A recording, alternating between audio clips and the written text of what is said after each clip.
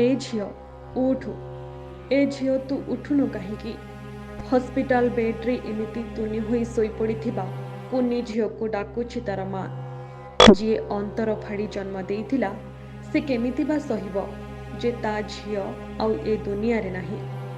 केतेबेले पेट आउंसी दउछि तो केतेबेले हाथ गोड़ को पोछि दउछि। सबुदिन सकाळु माँ जेमिति गेला करी उठेई दिए काले एमिति गेला कले मो झियो उठिଯିब कि ए कथा भाबी भाबी छाती पिटी मुंड पिटी कांदुछि माँ। हेले कुनी झियोटी आज भारी अझट।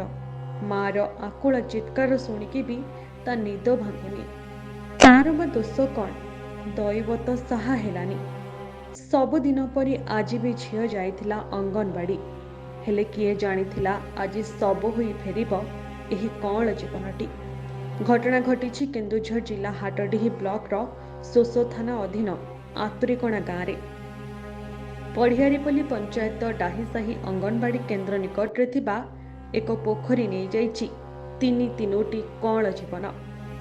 पोखरी निकट रे 3 जण शिशु खेलुथबा समय रे दुर्घटना वशतः बुड़ी जाइथिले।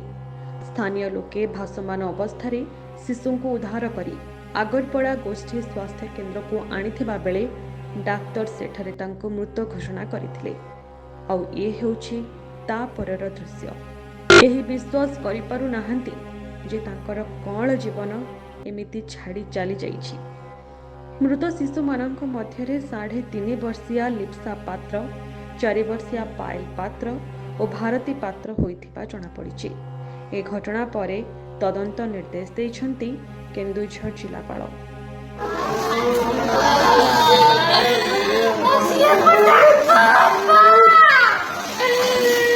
केन्दुझर अभय कुमार महांती रिपोर्ट जी मीडिया।